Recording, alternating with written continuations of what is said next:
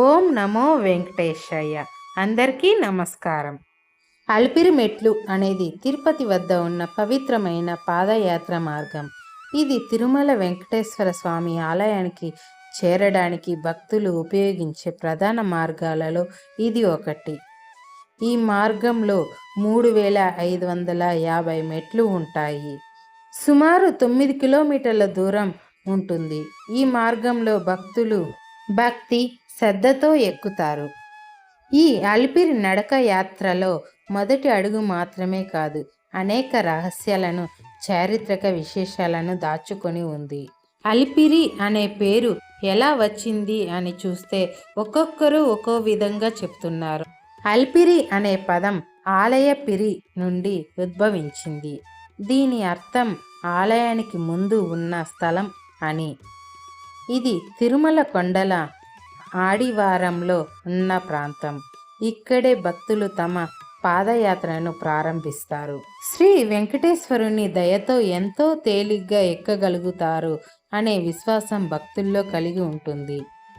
ఈ మెట్లపై నడిచి వెళ్ళే వారికి స్వామివారి ప్రియమైన భక్తులు అంటారని భక్తుల నమ్మకం. స్వామివారి అనుగ్రహం పొందే భక్తులు ఈ నడకదారిలో మొదటిసారి స్వామివారి సన్నిధిని అనుభవిస్తారు. అలిపిరి మెట్ల మార్గం ఇది కేవలం మెట్టు కాదు, భక్తి శ్రద్ధలతో కూడిన మార్గం. శ్రీ వెంకటేశ్వర స్వామికి అంకితమైన ప్రతి అడుగు పాపాలను తొలగించే పవిత్ర ప్రయాణం. భక్తులు తమ యాత్రను ప్రారంభించే ముందుగా మొదటి మెట్టున ఒక కొబ్బరికాయను కొడతారు. అది వారి అహంకారాన్ని విడిచిపెట్టాలని సూచిస్తుంది.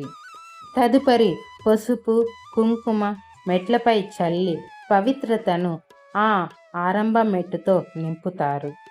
ఒక చిన్న కర్పూరంతో దేవుని ఆరాధన, ఆ వెలుగు వారి భక్తి సందేశాన్ని ఆకాశానికి చేరుస్తుంది. మొదటి మెట్టుకి పుష్పాలు చల్లుతూ ఓం నమో వెంకటేశాయ అనే జపంతో వారు ప్రతి మెట్టును అధిరోహించడం మొదలు పెడతారు. ఆ గడియల్లో గాలిలో తులసి పుష్పాల కర్పూరం కలగలిపిన పరిమళం ప్రతి భక్తుడి మనసుని శాంతితో నింపుతుంది. ఇది కేవలం ఒక ప్రయాణం కాదు, ఇది భక్తి ఆత్మశుద్ధి విశ్వాసం కలిసిన దివ్య పదం. అలిపిరిలో ఉన్న ముఖ్యమైన ఆలయం. ఇక్కడ శ్రీ వెంకటేశ్వర స్వామి పాదాల ప్రతిష్ఠ ఉంది. భక్తులు తమ పాదయాత్ర ప్రారంభించే ముందు ఇక్కడ పూజ చేస్తారు. లక్ష్మీనారాయణ స్వామి ఆలయం పాదాల మండపం సమీపంలో ఉన్న ఈ ఆలయం శ్రీ లక్ష్మీనారాయణ స్వామికి అంకితమైనది. అలిపిరి మెట్ల మార్గంలో ఉన్న ఇతర ముఖ్యమైన స్థలాలు. మోకాళ్ళ మెట్లు. ఇది అత్యంత కష్టమైన భాగం. ఇక్కడ మెట్లు చాలా ఎత్తుగా ఉంటాయి. పూర్వకాలంలో భక్తులు మోకాళ్ళపై ఈ భాగాన్ని ఎక్కేవారు. నరసింహస్వామి ఆలయం సుమారు 2500వ మెట్టు దగ్గర ఈ ఆలయం భక్తుల విశ్రాంతి తీసుకునే స్థలంగా ఉపయోగిస్తారు. శ్రీ ఆంజనేయ స్వామి ఆలయాలు. మార్గంలో అనేక హనుమాన్ ఆలయాలు ఉన్నాయి. ఇవి భక్తులకు రక్షణను అందిస్తాయి. ఆంజనేయ స్వామి విగ్రహం వెనుక ఉన్న కథ. ఇది 1979వ సంవత్సరం తిరుమలలో ఘాట్ రోడ్ వద్ద ఓ మహిళ హత్యకు గురైంది. ఇది ఎంతో పవిత్రమైన భూమిలో జరిగిందంటే మన దురదృష్టమే. కొన్ని ఘటనల తరువాత అప్పటి TTD EO Shri PVRK Prasad గారు ఆత్మీయంగా స్పందించారు. ప్రసిద్ధ శిల్ప తోగు లక్ష్మణ స్వామి గారిని పిలిపించి ఆంజనేయ స్వామి విగ్రహాన్ని రూపొందించాలని ఆదేశించారు. దారిలోనే ఉండేలా నిర్మించి మెట్ల మార్గం అయినా రోడ్ మార్గం అయినా ప్రతి యాత్రికుడికి దర్శనమయ్యేలా చేశారు. ఈ విగ్రహం సిమెంటుతో చేసి మొసాయిక్తో పూత పూసి జీవంతో నిండినట్టు కనిపిస్తుంది. తరువాత అలిపిరి గరుడ విగ్రహాన్ని కూడా ఏర్పాటు చేశారు. లక్ష్మీ నరసింహస్వామి ఆలయం వెనుకున్న గాథ. ఆంజనేయ స్వామి ఆలయాన్ని దాటి కుడివైపున లక్ష్మీ నరసింహస్వామి ఆలయం ఉంటుంది.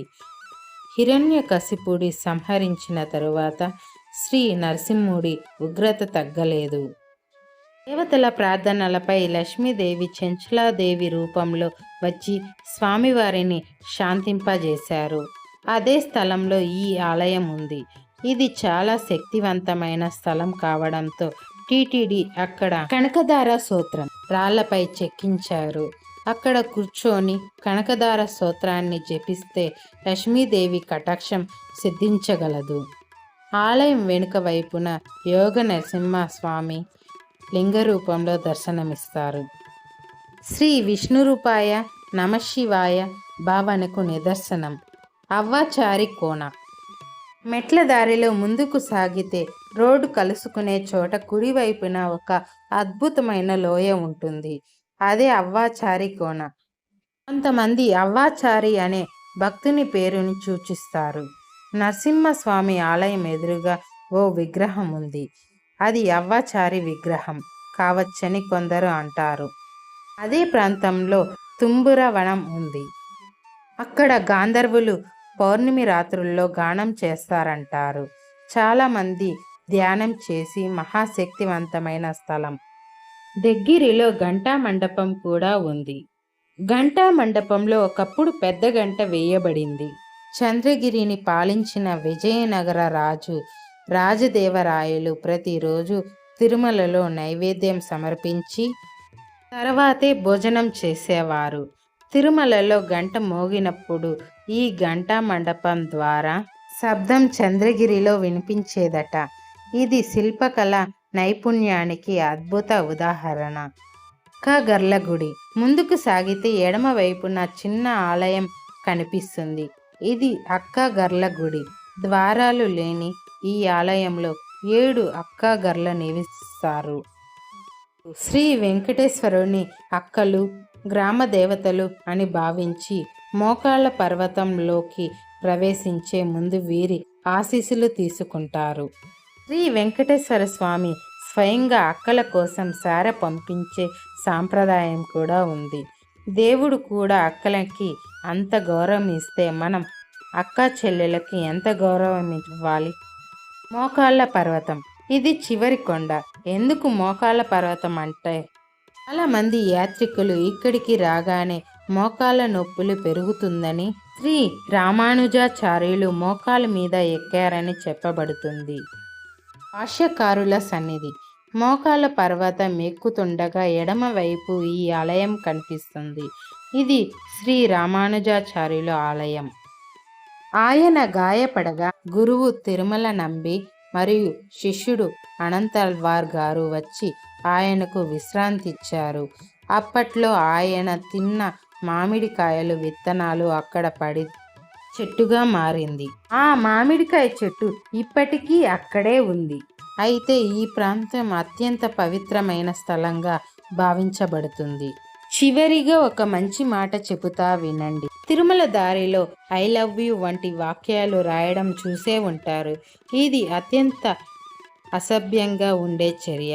తిరుమల పర్వతం స్వామివారి నివాస స్థలంగా అపార పవిత్రత కలిగిన భూమిగా భావించాలి. మన ప్రేమలు ఎక్కడ రాయడానికి కాదు, శ్రీవారి సన్నిధిని శుభ్రంగా పవిత్రంగా ఉంచే బాధ్యత మనదే. మీకు ఈ వీడియో నచ్చినట్టయితే లైక్ చేయండి, షేర్ చేయండి, కామెంట్ చేయండి. వెంకటేశ్వర స్వామి ఆశీస్సులు మీ మీద ఎల్లప్పుడూ ఉండాలని కోరుకుంటూ సర్వే జనా సుఖినో భవంతు.